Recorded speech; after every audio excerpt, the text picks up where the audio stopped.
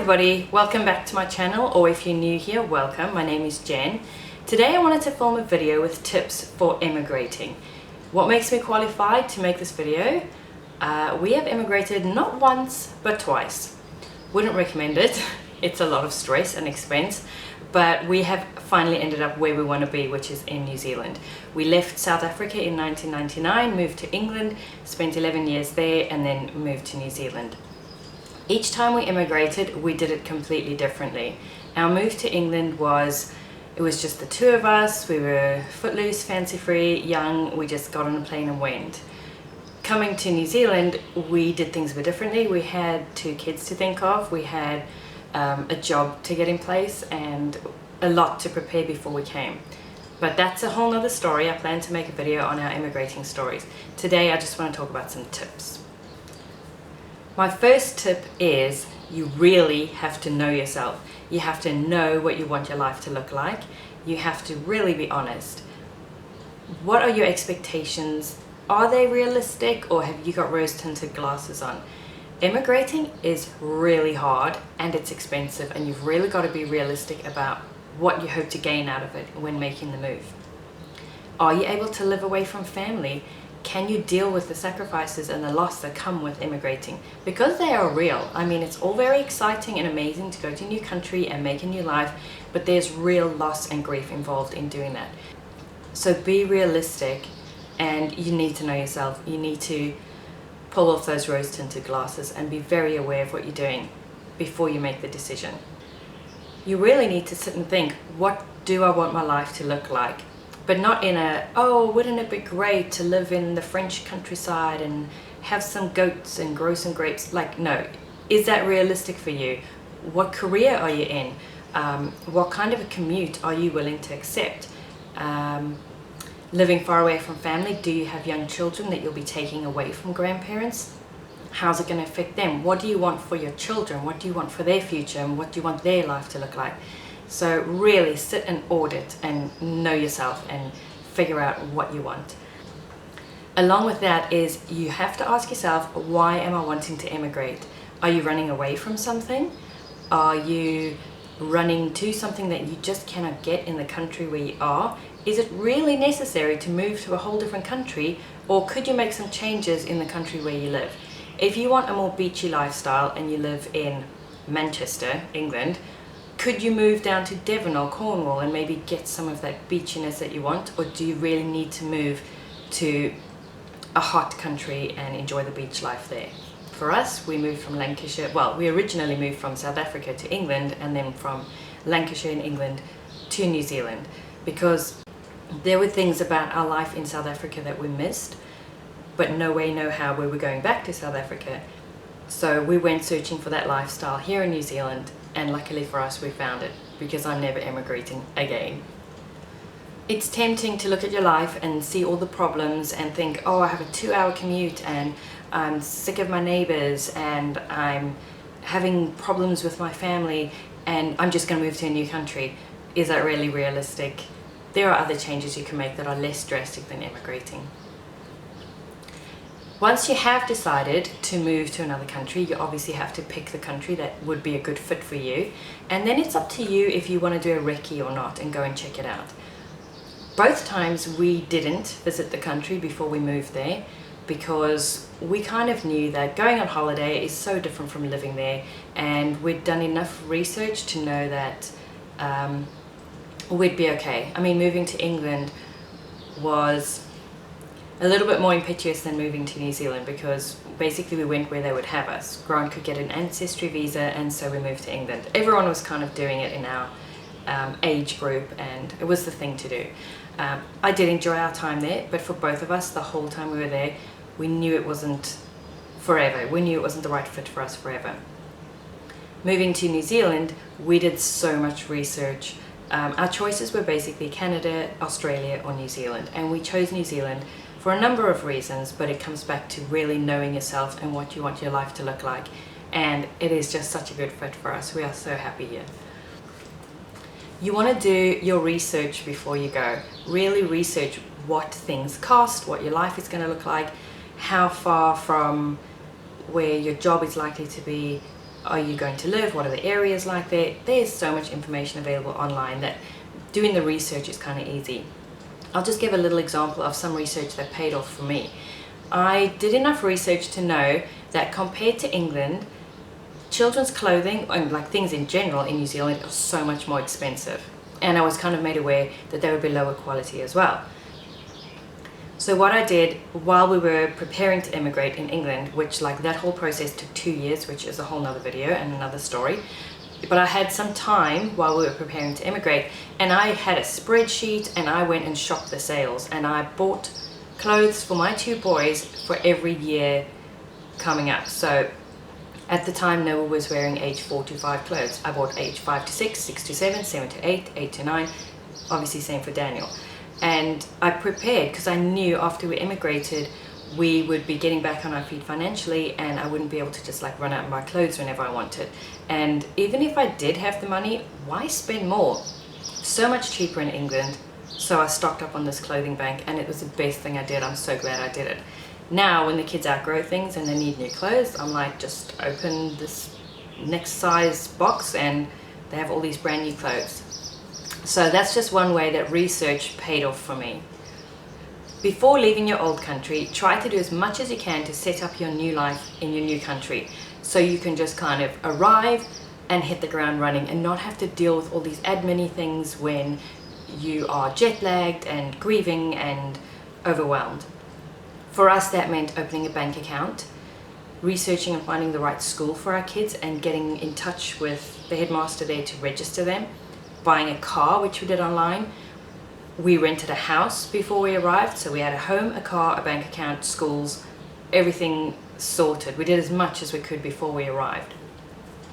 It is so much easier to arrive and just dive into your new life than to have to deal with all of those things. Because in a new country, you're going to be dealing with intense emotions after you've just arrived. For us, we had jet lag because there is a 12-hour time difference between England and New Zealand, and we're kind of overwhelmed. Plus, we just wanted to go out and explore our new country. We didn't want to have to faff around standing in queues at the bank.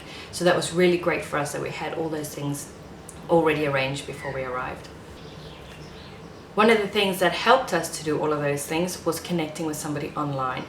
I was lucky enough to find somebody online who lived in the exact town we were going to, and connected with her through her blog, and she was amazing. She was so helpful. She gave us so many tips about which schools in the town were good and which weren't. She actually went to the open house and viewed the house that we wanted to rent and helped get the forms to us and helped us arrange the rental. She was really helpful. So if you can, try to connect with somebody in the town you're moving to if possible, but at the very least in the country you're moving to. Another online resource for connecting with somebody in the country you're planning to move to are online forums, but that comes with one big warning. Please take what you read with a grain of salt.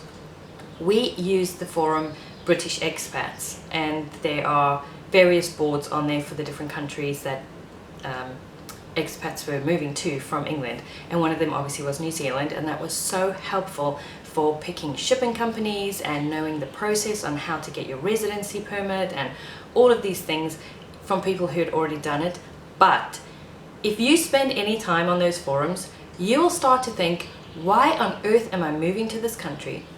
Because the people who've made the move and are happy and settled and successful and enjoying their life are out enjoying their life, and the people who are miserable are on an online forum complaining.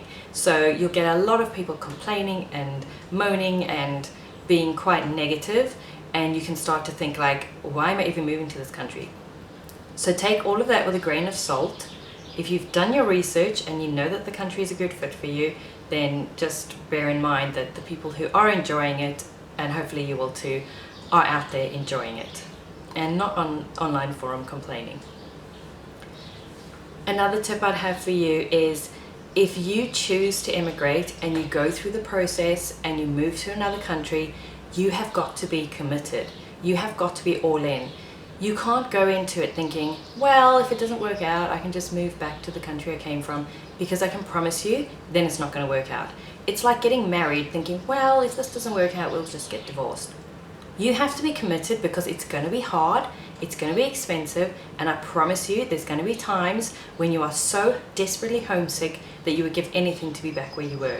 And unless you have that commitment that you're determined to make your new life work, it's just too easy to pack it in, and then you'll live a life of what ifs.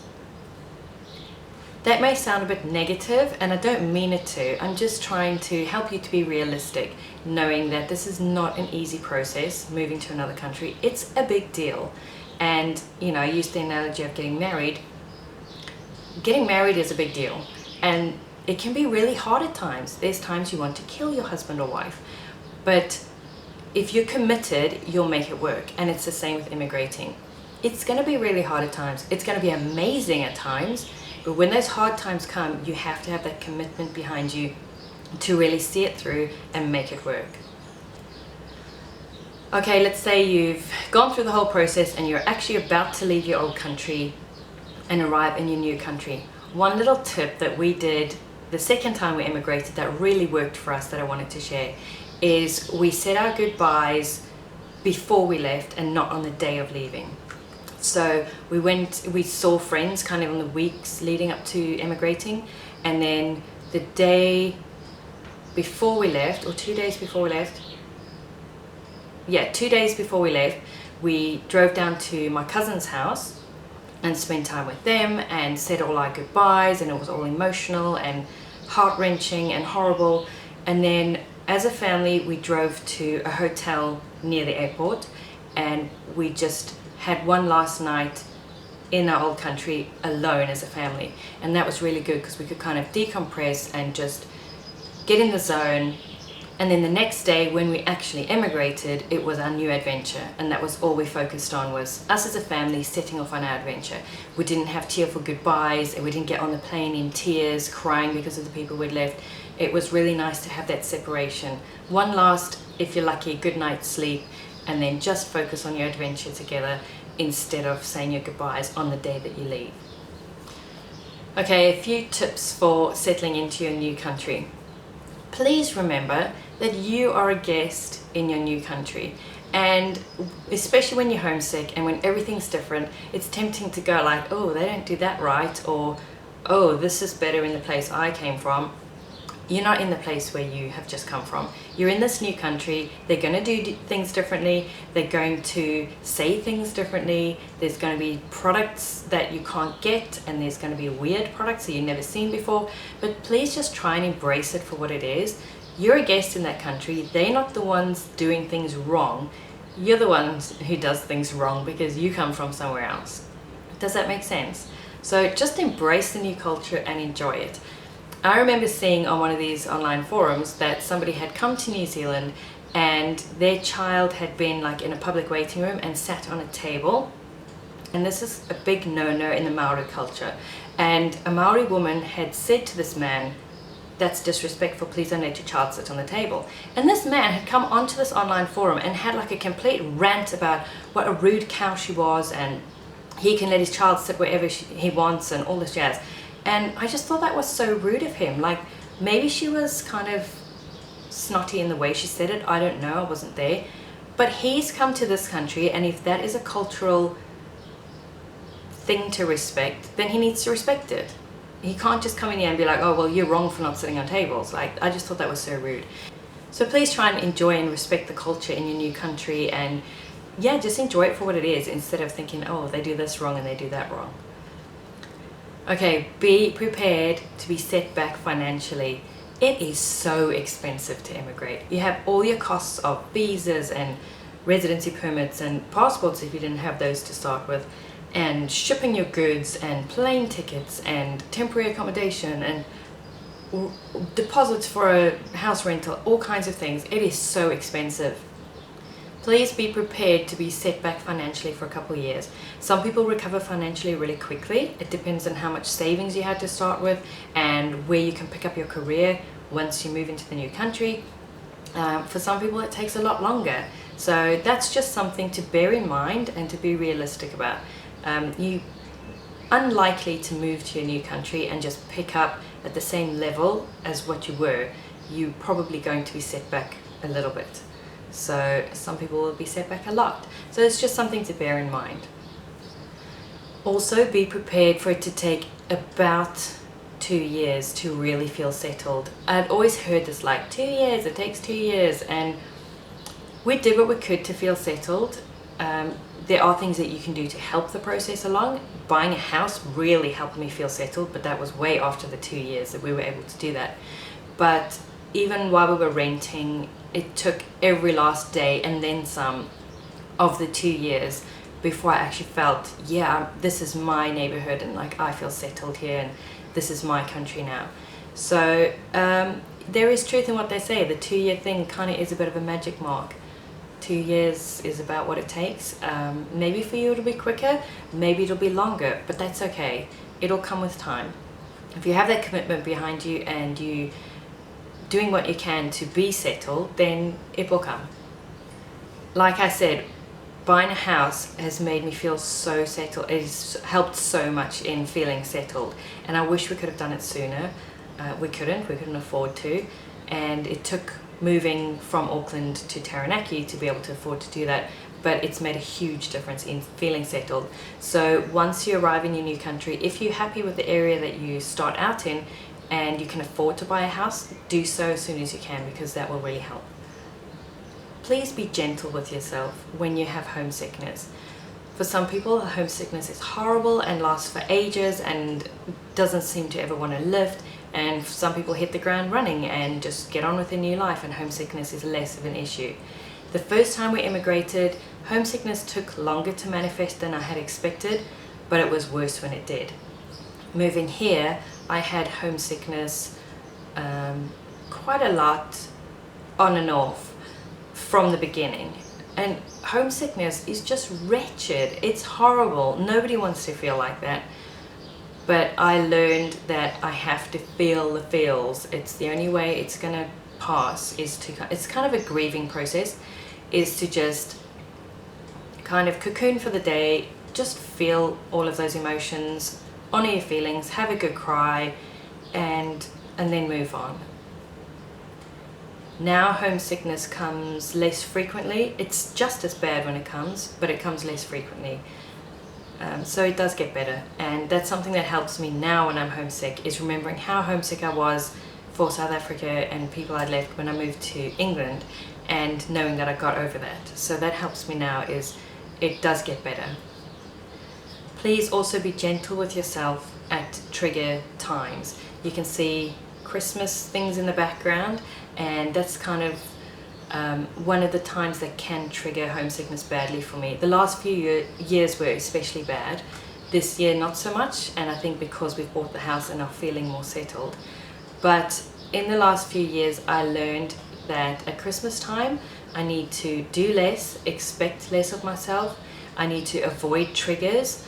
There are other YouTube channels that I enjoy watching, and people would do Vlogmas and kind of put up videos every day leading up to Christmas, and there's some UK channels that I would watch, and I learned that I could not watch Christmas run-up videos on their channels, because that whole like England Christmassy cozy thing was a huge trigger for homesickness, and I would really struggle.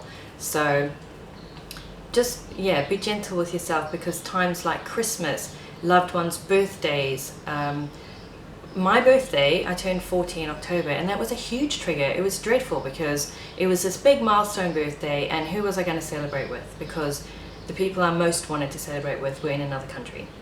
And yeah, I was really emotional and homesick for a while. So be aware of those triggers and be gentle with yourself, and avoid them if you need to. There's a really good video that I watched recently on dealing with Christmas if you are not in a good place emotionally, or if you're feeling a bit fragile, and I'll link that down below, because she had some really good tips in there. This video may have sounded really negative, and I really didn't mean it to. I just want you to be realistic about what you're doing. Emigrating for us, both times, was the best thing we ever did. You will grow so much and learn so much about yourself. You have all these new opportunities, and the life that we have found and are making in New Zealand is just all of my dreams come true. So it was definitely worth it. Yes, there's a lot of loss and sacrifice and grief involved, that's going to come with the territory. It's unavoidable unless you have no one that you love to leave, but for us it has been worth it. So to finish the video off with something positive, I would say go out and enjoy your new country. Really immerse yourself in it. See what there is to see in your area. Travel around your new country. Just really enjoy it. You've moved there for a reason. You've chosen that place out of everywhere in the world to live. So really just enjoy it. We love going on day trips and seeing the area, and I honestly still pinch myself and think I get to live in New Zealand. It's like this amazing gift. I love it. So it's a fantastic opportunity to be able to do something like this. So just revel in it and make the most of it. So I hope that you enjoyed this video and that it was hopefully helpful to somebody out there. If you have any questions, just leave them down below and I'll get back to you as soon as I can.